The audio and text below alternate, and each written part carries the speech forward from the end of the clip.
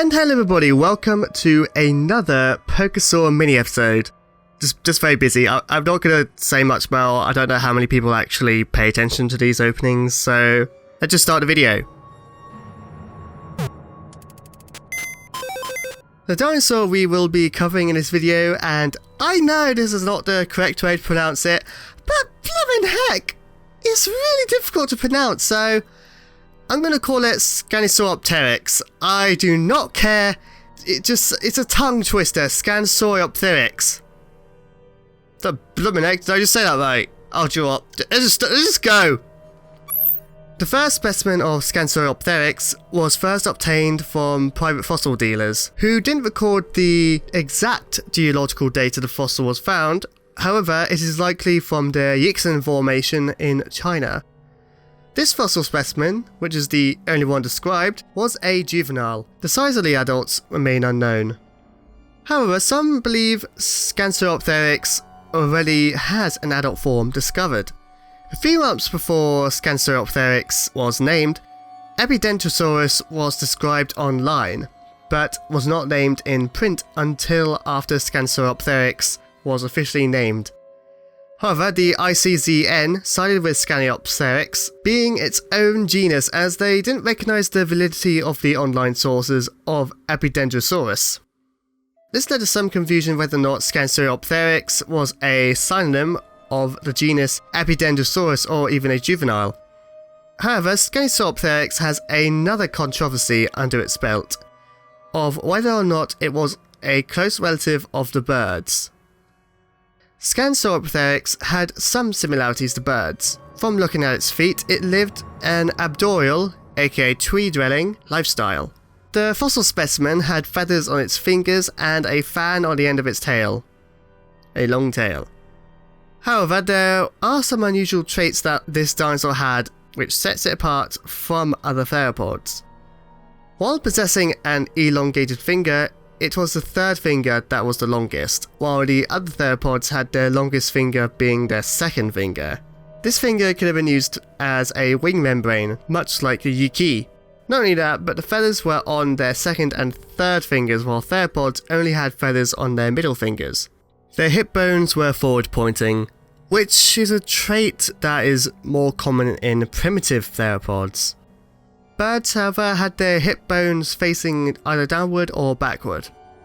In 2014, Stephen Czerktyx and Alan Feduskia published a paper that explained how Scansoriopteryx fitted into the origins of birds.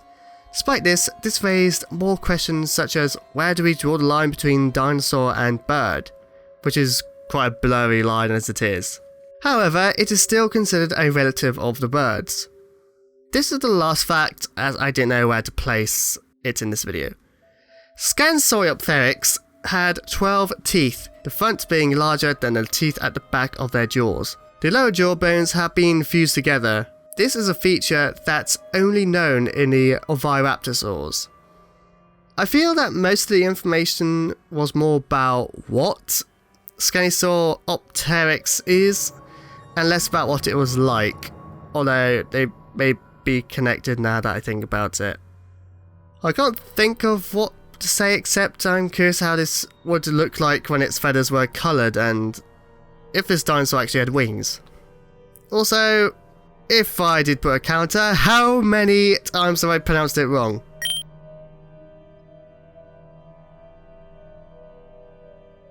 I have no idea.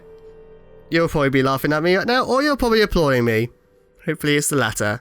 Anyway, let's see what this absolutely... Well, let's see what this fingery... What do you call something with a long finger? Let's just see what it looks like as a Pokemon.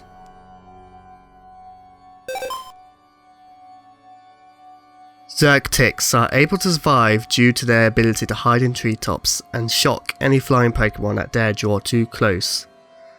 Other than this, it is often called Magikarp superior, which isn't saying much. This is Czerktyx, and boy, this is a wild and shocking design, with plenty of sharp angles from the plumage resembling lightning bolts, with the complementary roundness of the chest plumage and head. For stats, Czerktyx has abysmal stats. Let's focus on speed. For abilities, it has some defensive and speedy options with static. And that's it. I have no idea what else to say. It's just terrible competitively. Those stats. What are you going to do with that? Like, do a cheap Endeavour set? Alright. Let's see if this evolves into something better.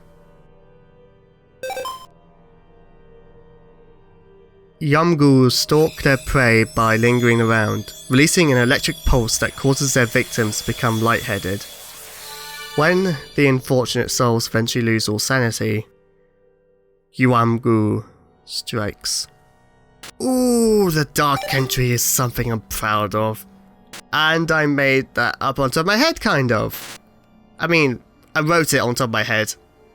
I was inspired by the Japanese monster that follows you, causing you to become depressed until... I'm gonna let you guess what happens from there. This is Yuamgu. Although vaguely resembling Czerktyx with the plumage, Yuamgu has a crazy amount of plumage, making it a thundercloud counterpart of Altaria. I love the colour scheme for this design, with some electric blue for the highlights. For stats, this is where Yuamgu gets interesting. Astounding speed with good defensive stats, but its defences are weaker than a breadstick. And no, I'm not talking about those hard, sturdy breadsticks, like one of those really soft ones.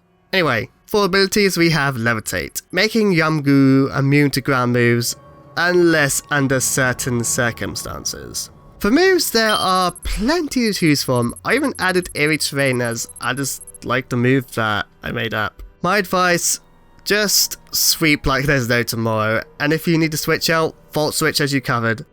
Dusty Bond is especially useful too with this Pokemon's 165 speed, enabling you to take out one of your opponent's Pokemon that your team may struggle against.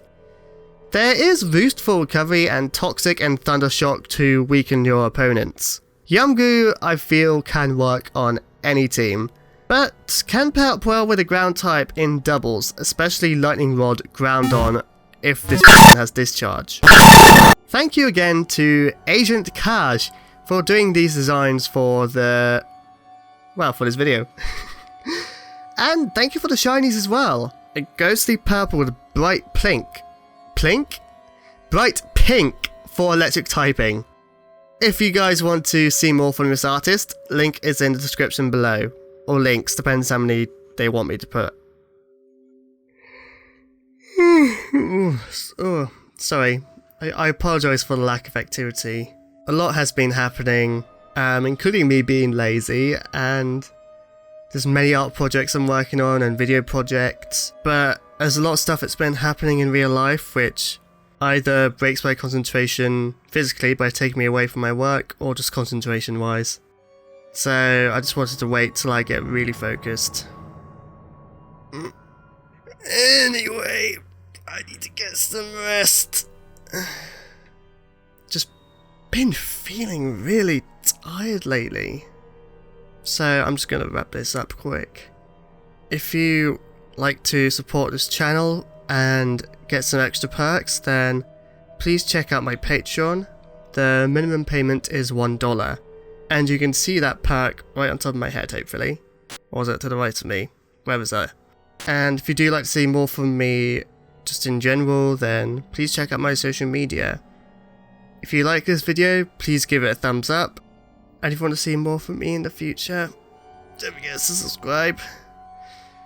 And I'm not the most frequent uploader, so please hit that bronzong. It's a bit loud there. Thank you all for watching this video. In the past, present, or even future, I will see you there. Goodbye!